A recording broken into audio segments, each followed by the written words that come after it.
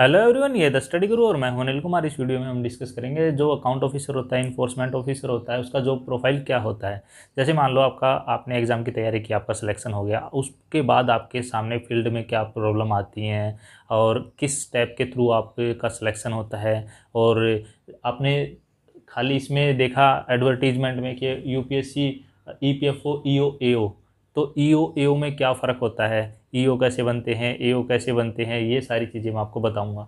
फिर उसके अलावा ड्यूटीज़ एंड रिस्पॉन्सिबिलिटीज़ एओ की क्या रहती हैं, ईओ की क्या रहती हैं, व्हीकल फैसिलिटीज़ किस तरह से मिलती हैं, और पोस्टिंग और कैडर की चॉइस किस तरह से डालते हैं, ये सारी चीज़ें हम एक एक करके इसमें डिस्कस करेंगे। फिर ट्रेनिंग कैसे होती है, प्रोबेशन क्या रहता है, जॉब की टाइमिंग क्या रहती है, ट्रेनिंग की टाइमिंग क्या रहती है, फिर हेड ऑफिस, जोनल ऑफिस और रीजनल ऑफिस क्या होते हैं, फिर डॉक्यूमेंट की क्या रिक्वायरमेंट होती है, मेडिकल किस तरह से सबमिट करते हैं, और आपकी पोस्टिंग कैसे मिलती है। ये सारी चीज़ें हम एक एक करके इसमें डिस्कस करेंगे। तो सबसे पहले हम डिस्कस कर लेते हैं कि डिफरेंस बिटवीन ईओ एंड एओ। जो ईओ और एओ में डिफरेंस क्या है। ईओ पहले जब भी आपका सिलेक्शन होगा, बाय एंड लार्ज आपको एओ बना के भेजा जाएगा। एओ बना के भेजा जाएगा रीजनल ऑफिस में। देखो, सबसे ऊपर होता है हेड ऑफिस फर्स्ट नंबर पे, फिर होता है जोनल ऑफिस। कई कई जगह दो जोनल ऑफिस मिला के एक जोनल ऑफिस भी बनता है, जैसे हिमाचल प्रदेश एंड पंजाब की बात करें तो एक है। फिर आता है उसके जोनल ऑफिस के अंडर में रीजनल ऑफिस। ठीक है जी। जैसे अगर आप यूपी में जाओगे तो मेरठ में इस तरह से वहाँ पे रीजनल ऑफिस रहेंगे। सबसे पहले क्या रहेगा, जैसे आपका मान लो रिजल्ट आया, हमने माना आपका रिजल्ट आज ही आया, आज के दिन आपका रिजल्ट आया, और आपका आज रिजल्ट आया 28 तारीख को, तो आपको 25 दिन देंगे। आपको देंगे वो 25 डेज कि भाई आपको आना है, डॉक्यूमेंट सबमिट कराने हैं, और उसके साथ साथ आपका मेडिकल भी उसी दिन होगा। डॉक्यूमेंट सबमिट कराने का क्या मतलब है। डॉक्यूमेंट सबमिट कराने का मतलब होता है, मेन जो आपके जो डॉक्यूमेंट रहते हैं वो रहती है जिसकी बेस पे आपकी डेट ऑफ बर्थ की चेक की जाए, वो 10th का सर्टिफिकेट ओरिजिनल। फिर उसके बाद आपका जिसके बेस पे सिलेक्शन हुआ है, ग्रेजुएशन की डिग्री, वो इन दोनों को चेक किया जाता है। और वो बाकायदा वेरिफिकेशन के लिए भी भेजी जाती हैं जिस बोर्ड से आपने किया है, स्टेट बोर्ड से, सीबीएसई से, आईसीएस से। उसके बाद और जो 10th की और जहाँ से आपने ग्रेजुएशन की है उस यूनिवर्सिटी को भी प्रूफ के लिए भेजा जाता है कि ये डिग्री ओरिजिनल है नहीं है। ठीक है जी, वो बात की बात है। फिर आपको मान लो यहाँ पे दो ऑप्शन आते हैं। जैसे मान लो रिजल्ट आया, रिजल्ट के बाद लेटर आएगा कि जी आपको 25 दिन के अंदर डॉक्यूमेंट वेरिफिकेशन के लिए जमा कराने हैं, डॉक्यूमेंट वेरीफाई कराना 25 दिन के अंदर। और उसमें क्या है, 25 दिन में क्या आता है, दो तरह से होते हैं। जैसे मान लो एक मैं जाता हूँ, मेरी जॉब है, दूसरा कोई और बंदा जाता है, वो फ्रेशर है। तो जिसकी जॉब है उसको उसको क्या करना पड़ेगा, जिसकी जॉब है उसको एनओसी लेके जानी पड़ेगी। एनओसी क्या होता है, नो ऑब्जेक्शन सर्टिफिकेट। वो अपने एम्प्लॉयर से लिखवा के लेके जाएगा कि हाँ ये जॉब छोड़ के जा रहे हैं, मुझे कोई आपत्ति नहीं है। अगर हम जाए, अगर मान लो मैं जाता हूँ, मैं हायर स्केल पे हूँ, तो फिर डिपार्टमेंट अलाउ नहीं करेगा। डिपार्टमेंट बोलेगा कि आप हायर स्केल से लोअर स्केल में कैसे जा सकते हो। इसी तरह से आप जब भी जा सकते हो तो अपने हायर स्केल में जाने के लिए डिपार्टमेंट मोस्टली परमिशन देता है। रेयर केसेस में दे दे तो अलग बात है। उसके बाद अगर फ्रेशर जाते हो तो आपको करेक्टर सर्टिफिकेट लेके जाना पड़ता है। मान लो आपने कॉलेज हाल ही में कॉलेज पास किया तो आप कॉलेज से ला के दे दोगे। अगर आपको कॉलेज पास आउट किए हुए 6 महीने से ज़्यादा हो गए तो आपको कोर्ट से एक करेक्टर सर्टिफिकेट बना के रखना पड़ता है। फिर क्या रहता है, डॉक्यूमेंट वेरिफिकेशन हो गया, सेम डे आपको आपका मतलब आपको लेटर मिलेगा। उसमें लेटर में आपको बताएंगे वो कि भाई आपको डॉक्यूमेंट वेरीफाई कराने के लिए यहाँ इस जोनल ऑफिस में जाना है, जो आपके नज़दीकी या कोई भी ऑल आउट करेंगे वहाँ पे आपको जाना है। ठीक है जी। सेम डे आपका मेडिकल भी होगा, उसी दिन आप अपने डॉक्यूमेंट वेरीफाई भी करा सकते हो। मेडिकल क्या रहता है, एक दिन का पूरा रहता है। हार्डली आपका ये सारा काम आपका 3-4 घंटे 4-5 घंटे में ख़त्म हो जाता है, 3-4 घंटे में ही ख़त्म हो जाता है। उसमें आपकी आँख चेक करेंगे, और वो नॉर्मली बेसिक सारी चीज़ें की कलर ब्लाइंड और ये, उनसे ज़्यादा कुछ फ़र्क पड़ता नहीं है, कोई मेजर बीमारी तो नहीं है, ये चीज़ें वो मेडिकल इसमें हो जाता है। इतना मुश्किल होता ही नहीं मेडिकल तो इसमें। वहाँ पे एक रिप्रेजेंटेटिव होता है, जब आप मेडिकल कराने जाते हो तो वहाँ पे एक रिप्रेजेंटेटिव होता है। रिप्रेजेंटेटिव क्या करता है, रिप्रेजेंटेटिव आपको बताएगा कि सर ये मेडिकल में ये चीज़ें हैं, ये पैनल बैठेगा, आपको यहाँ जाना है पहले, फिर यहाँ जाना है, फिर ये कराना है, ये कराना, वो मेडिकल आपका करा देगा, आपका मेडिकल हो गया। और मेडिकल के दिन कोई इशू नहीं है, ज़्यादा पानी पी के चले जाते, सो सभी बताते हैं कि ज़्यादा पानी पी के चले जाओ तो सारी चीज़ें ठीक सी हो जाती हैं। डॉक्यूमेंट फिर ये हो गया। फिर सेम डे आपको डॉक्यूमेंट यहाँ पे जोनल ऑफिस में वेरीफाई करा के आने पड़ते हैं।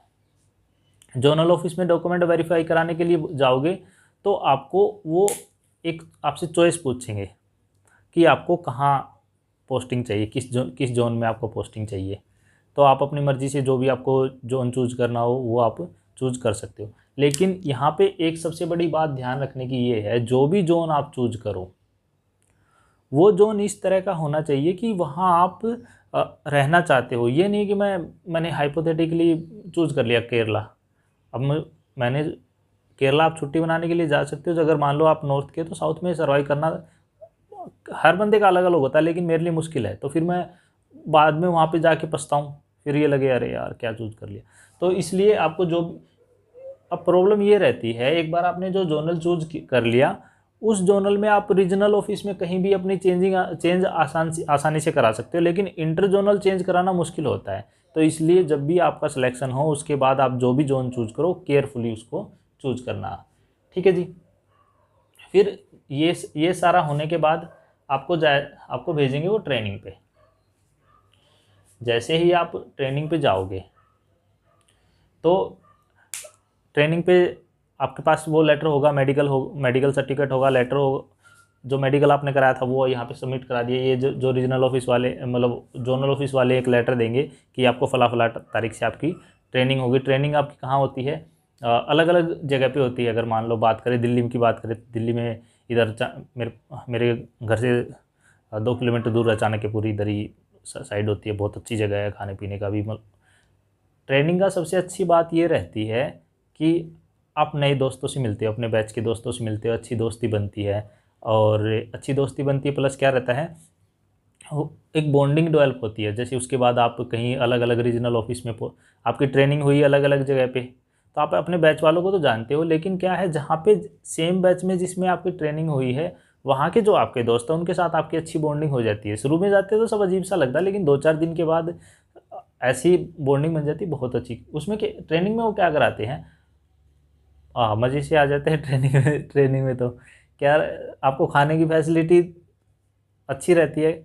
उसके बाद गेम्स खेलने के लिए आपका जॉब का सबसे अच्छा जो टाइम पीरियड रहता है वो ट्रेनिंग का ही रहता है। उसके बाद किसी भी फील्ड में जाओगे ट्रेनिंग से अच्छा पीरियड नहीं होता। ट्रेनिंग में क्या रहता है, आप दोस्तों से मिलते हो, उसके साथ इंटरटेनमेंट होता है, कल्चरल एक्टिविटीज़ होती है। कल्चरल एक्टिविटीज़ और इंटरटेनमेंट के अलावा घूमने जा सकते हो, दोस्तों के साथ चिल करते हो। फिर गेम्स खेलते हो, जिसको क्रिकेट खेलते हैं, और टेबल टेनिस खेलना है, स्विमिंग करना है, कुछ भी करना है, मतलब वो आपको सारी फैसिलिटीज़ जो ऑफिसर को मिलती हैं वो सारी फैसिलिटीज़ आपको प्रोवाइड कराएंगे। ट्रेनिंग के टाइम पे आपको लगेगा कि यू आर द ऑफिसर। फिर उसके बाद वो ट्रेनिंग में आपको पीपीटीज वगैरह दिखाएंगे कि इस तरह से आप फील्ड में जाओगे तो हाँ, फिर वो आपको फील्ड में भी लेके जाएंगे। ट्रेनिंग के लास्ट टाइम पे वो फील्ड में भी लेके जाते हैं कि आप वर्क करोगे तो किस तरह की आपके साथ प्रॉब्लम आएंगी। फिर जो लास्ट वीक होता है उसमें आपको वो सेंटर आपका अलॉट कर देते कि आपको ये जोन मिलेगा, ये यहाँ पे आपकी यहाँ जाना है। अगर आपको सेटिस्फाई नहीं हो तो आप रिक्वेस्ट कर सकते हो। ये ईपीएफओ वाले अच्छे हैं, आपका चेंज कर लेते हैं, कंसीडर कर लेते हैं कि हाँ कि चलो ठीक है। और होना भी ऐसे ही चाहिए, क्योंकि अगर एम्प्लॉय सेटिस्फाइड ही नहीं है तो फिर वो अगर आप उसको उस जगह पे बैठ जाओगे तो वो सही से प्रोडक्टिविटी नहीं दे पाएगा। यहाँ पे ये बेनिफिट है कि वो आपका ट्रांसफ़र, अगर आपने जोनल शुरू में ही चेंज करने की बात की तो आपका वो कर देते हैं। और जोनल जो लिस्ट आती है वो एंड में आती है, जैसे आपकी ट्रेनिंग का लास्ट वीक लास्ट के 3-4 दिन होते तब आती है। फिर क्या होता है, जब आपकी ट्रेनिंग कंप्लीट हो जाती है तो उसके बाद आपको वो ट्रेनिंग कंप्लीशन का लेटर देके भेजा जाता है कि आप फला जोन में जाके वहाँ पे ज्वाइन कर लो। तो फिर क्या होता है, आप यहाँ जोनल ऑफिस में जाओगे, जोनल ऑफिस वाले आपको जहाँ ज़रूरत होगी वहाँ या तो जोनल ऑफिस में ही रख लेंगे कुछ टाइम के लिए, फिर आपको रीजनल ऑफिस में भेजेंगे, या फिर डायरेक्ट भी आपको रीजनल ऑफिस भेज सकते हैं। फिर वहाँ पे क्या रहता है, आपको शुरू में एओ बना के रखा जाता है, एओ अकाउंट ऑफिसर बना के रखा जाता है। तो अकाउंट ऑफिसर की किस तरह से रहते हैं, वर्कलोड पे डिपेंड करता है। अगर किसी ऑफिस में वर्कलोड ज़्यादा है तो ज़्यादा अकाउंट ऑफिसर भी हो सकते हैं एक जगह पे। अगर वर्कलोड कम होता है तो आप अकेले भी हो सकते हो। और दूसरा क्या, जैसे इसमें किस तरह के रहते हैं, कैश के मेनली ईपीएफओ का क्या काम है, ईपीएफओ का काम है जो एम्प्लॉयज़ हैं वो रिटायरमेंट के बाद अपने बेनिफिट, अपना रिटायरमेंट सिक्योर कर सकें, वो इस तरह से सेविंग कर सके। तो जो जितने भी एम्प्लॉयज़ हैं उनका, जिनका जो पीएफ वगैरह कटता है वो उनकी आपको देखभाल करनी होती है, उसकी आपको मैनेजमेंट करना होता है। ठीक है जी। तो जहाँ पे बैंक स्टेटमेंट, रिकन्सिलेशन स्टेटमेंट, ये सारी आपको शुरू में, जब आपकी पोस्टिंग होगी उसकी शुरू में 1 साल आपको एओ रखा जाएगा। अलग अलग जगह पे ये ज़्यादा भी हो सकता है, कम भी हो सकता है, लेकिन ऑन एंड एवरेज 1 साल के बाद आपको ईओ बना दिया जाता है। एओ और ईओ में फ़र्क क्या रहता है, एओ आपकी डेस्क की जॉब है, डेस्क की जॉब है, आप एक जगह बैठे, आप टाइमिंग इसकी क्या रहती है, इसकी 9:30 से 6 PM रहती है, 9:30 से 6 PM रहती है। और वर्कलोड इतना नहीं होता, लेकिन रिस्पॉन्सिबिलिटी की जॉब रहती है। जब आप ट्रेनिंग के टाइम पे होते हो, जब ट्रेनिंग के बाद आप जाते हो, जब आपको लेटर दिया जाता है, ट्रेनिंग कंप्लीशन का सर्टिफिकेट दिया जाता है, आप एग्जाम, ट्रेनिंग के लास्ट में आपसे आपका एग्ज़ाम होता है, आप पास करते हो, उसके बाद आपको एक लेटर दिया जाएगा, ग्रुप फ़ोटो किया जाएगा, उसके बाद आपको स्टाम्प्स भी दी जाती है आपके नाम की, ताकि, क्योंकि आप ऑफिसर तो आपके नाम की भी एक स्टाम्प भी रहती है। 1 साल आप एओ का काम करोगे, उसके बाद आप ईओ बन जाओगे। ईओ इन्फोर्समेंट ऑफिसर में क्या रहता है, ये फील्ड की जॉब रहती है।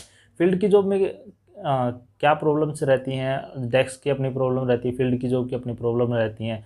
फील्ड में जब आप जाते हो तो अलग अलग तरह से आप अलग अलग तरह से लोगों की प्रॉब्लम सुनते हो। कई बार क्या होता है, बीआरओ भी बनाया जाता है।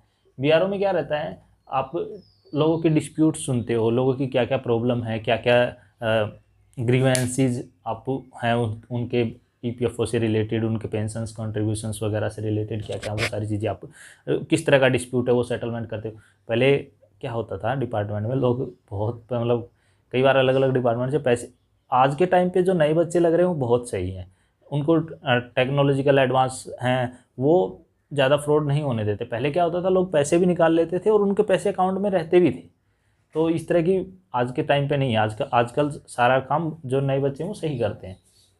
ड्यूटी एज रिस्पॉन्सिबिलिटी में एओ की ड्यूटी क्या है, डेस्क की है, तो एक जगह पे बैंक रिकन्सिलेशन के लिए, कैश रिकन्सिलेशन के, क्लेम, कैश, बैंक, कई तरह के अलग अलग आपको एओ मिल सकते हैं एक ऑफिस में। और इन्फोर्समेंट ऑफिसर में वो फील्ड में जाएगा, फील्ड में जाके क्या क्या करेगा, मान लो जैसे कहीं पे फ्रॉड वगैरह है उनकी चेकिंग करेगा। जब आप एज इन्फोर्समेंट ऑफिसर जाते हो फील्ड में इस तरह की इंक्वायरी करने के लिए, तो आप अकेले रहते हो, मतलब अकेले इन द सेंस आप अपनी खुद की रिस्पॉन्सिबिलिटी पे जाते हो। आपको गाड़ी व्हीकल वो प्रोवाइड कराते हैं, व्हीकल प्रोवाइड कराते हैं। अगर व्हीकल आपका खुद का है तो वो मेंटेनेंस के खर्चा आपको देते हैं।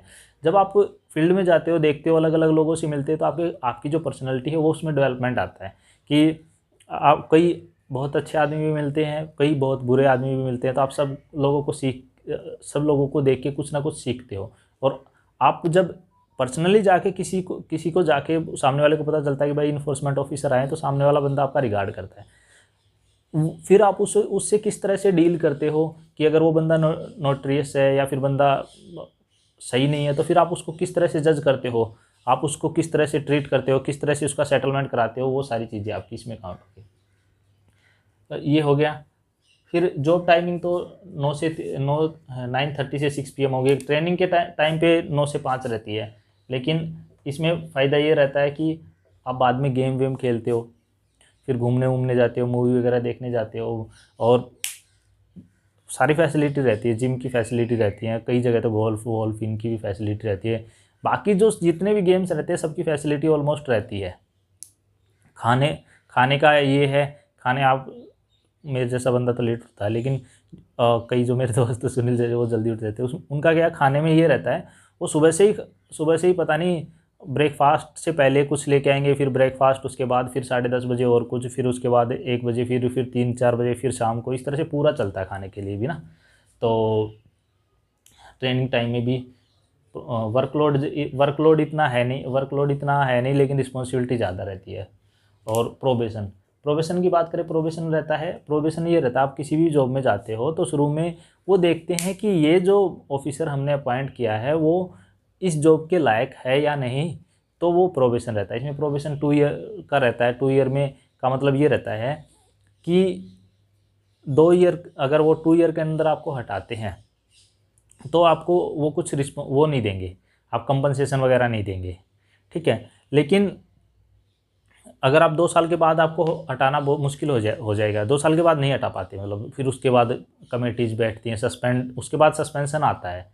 लेकिन इसमें प्रोबेशन में सस्पेंशन का के नहीं, उनको हटा भी सकते हैं डायरेक्ट, ठीक है जी। तो प्रोबेशन में उम्मीद की जाती है कि वो गुड कंडक्ट रखेगा, डिसिप्लिन रहेगा, वर्क जो सीखेगा। उसमें क्या है, जैसे मान लो मैं लगा किसी जॉब पे, तो फिर मैं प्रोबेशन पीरियड में हूँ, तो मैं जो जो काम के लिए मुझे लगाया गया है मैं वो चीज़ें सीखता हूँ। उसके बाद फिर जब मेरा प्रोबेशन कंप्लीट हो जाता है, मैं परमानेंट हो जाता हूँ, तो उसके बाद ये रहता है। और इसमें क्या था, हाँ देखो, शुरू में आपको वो जोनल ऑफिस प्रोवाइड कराएंगे, जोनल ऑफिस से आप रीजनल ऑफिस में जाओगे। यहाँ पे एक मैं आपको इंटरेस्टिंग बात बताता हूँ। जैसे मान लो आप जोनल ऑफिस में आपकी पोस्टिंग है, आपका सेम कैडर का आपके साथ ट्रेनिंग की है, आपका दोस्त रीजनल ऑफिस में है, तो आप फ़ोन करके उसको कमांड दे सकते हो, क्योंकि आप यहाँ पे हो जोनल ऑफिस में। लेकिन ये बंदा आपको कमांड नहीं दे सकता। आपके सेम बैच का बंदा कोई हेड ऑफिस में है, मान लो हेड ऑफिस को रिक्वायरमेंट थी, उन्होंने रख लिया, तो वो बंदा आपको भी कमांड दे सकता है और आपके जो दोस्त है उसको भी कमांड दे सकता है। प्लस ये जो बंदा बैठा है यहाँ पे, जो आपका सीनियर बैठा है, उसके सुपर सीनियर को भी डायरेक्ट कॉल कर सकता है ये। लेकिन यहाँ पे आपका जो सुपर सीनियर है इनके सीनियर को कॉल नहीं कर सकता। इसमें कुछ ये रहता है, ऑफिस वाइज ये रहता है, क्योंकि सबसे जो नीचे आएगा रीजनल ऑफिस आएगा, फिर जोनल ऑफिस आएगा, फिर हेड ऑफिस आएगा। लेकिन हर चीज़ के अपने बेनिफिट और फ़ायदे रहते हैं। देखो, अगर आप रीजनल ऑफिस में जाते हो तो आप पूरे राजा होते हो जगह के, छोटी जगह पे रहते हो लेकिन राजा रहते हो। लेकिन जैसे आप जोनल ऑफिस में जाओगे तो वहाँ पे आप जैसे और भी कई बंदे रहेंगे, तो फिर आपको दोस्ती तो बन जाएगी। लेकिन आपको यहाँ रीजनल ऑफिस पे आपकी पावर है, लेकिन यहाँ पे जोनल ऑफिस में आप जैसे बहुत सारे और भी हैं, ठीक है। फिर हेड ऑफिस में जाओगे तो आपके सीनियर्स जो हैं उनको ही छोटे छोटे चैम्बर मिले हुए हैं, तो आपको भी छोटा सा चैम्बर मिलेगा। यहाँ पे आपको चैम्बर के अलावा और सारी फैसिलिटी, आप अगर किसी गेस्ट हाउस में रुकना चाहते। हाँ, एक चीज़ मैं आपको बताना भूल गया, गेस्ट हाउस का क्या रहता है, जैसे ये जो ईपीएफओ जो है, इसके ऑल ओवर इंडिया में ऑलमोस्ट सब जगह गेस्ट हाउसेज हैं, हॉलीडे होम्स हैं। उसमें क्या बहुत अच्छा रहता है, अगर आप वहाँ जाओगे, विजिट करोगे, आपको 2 रूम 3 रूम प्रोवाइड करा रहे हैं वो मिनिमम चार्जेस पे, 100-200 रुपये की चार्ज पर डे के हिसाब से। कई लोग तो क्या करते हैं जैसे अपना शादी वादी करने के बाद हनीमून वगैरह पे जा रहे हैं, तो उधर गेस्ट हाउस हॉलीडे होम में ही रुक रहे हैं, शिमला में, गोवा में, केरला में, सिक्किम में, मतलब ऑल ओवर इंडिया में इनके सब जगह ये मिलते हैं। और ऐसा आप जैसे जब आप जाते हो जॉब में, तो आप अंदर जाके देखते हो, आपके सीनियर आपको बताते हैं। तो इसमें ये रहता है, अगर पोस्टिंग की अगर हम बात करें ना, तो अगर आप इंट्रा जोनल, अगर आप ये एक जोन में सिलेक्ट हो गए तो वहाँ पे इंट्रा जोनल आप अपनी पोस्टिंग करा सकते हो। लेकिन आप चेंज कराओगे तो मुश्किल है। कैडर का यही है, कैडर का जहाँ पे भी आप जाओगे तो उसी हिसाब से आपका ये रहेगा। फिर वहाँ पे हमने इसके बाद व्हीकल में आपको गाड़ी वो प्रोवाइड करा देंगे, क्योंकि आप अगर इन्फोर्समेंट ऑफिसर के तौर पे जाते हो तो आपको वो गाड़ी प्रोवाइड करा रहे हैं, आपके पास नहीं है तो। और अगर खुद की गाड़ी आप लेके जाना चाहते हो तो वो मेंटेनेंस आपको प्रोवाइड कराएंगे, क्योंकि फील्ड का काम है। तो फील्ड का काम है तो आप अपना काम तो कर नहीं रहे, पर्सनल गवर्नमेंट का काम कर रहे हो, तो गवर्नमेंट की रिस्पॉन्सिबिलिटी भी आपको व्हीकल प्रोवाइड कराए। जैसे मैं अलग अलग डिपार्टमेंट में मिलने के लिए जाता हूँ, तो फिर वो अगर आपको वो गाड़ी प्रोवाइड नहीं करा देते हैं, तो अगर आप बोलते हो कि नहीं, मेरे पास खुद की गाड़ी भी नहीं है, मैं अर्जेंटली कहीं गया था, तो आप टैक्सी के बिल लगा सकते हो, कि जिससे ओला उबर से जिससे गए थे उनके बिल भी लगा दोगे तो भी आपके रिम्बर्स हो जाते हैं। नहीं, मोस्टली वो आपको गाड़ी प्रोवाइड कराते हैं। ये हो गया बस, इसमें और ज़्यादा कुछ नहीं। अगर कोई क्वेरी है तो आप मुझे कमेंट करके पूछ सकते हो। और इस वीडियो में इतना ही। Thanks, have a nice day. मिलते हैं नेक्स्ट वीडियो में।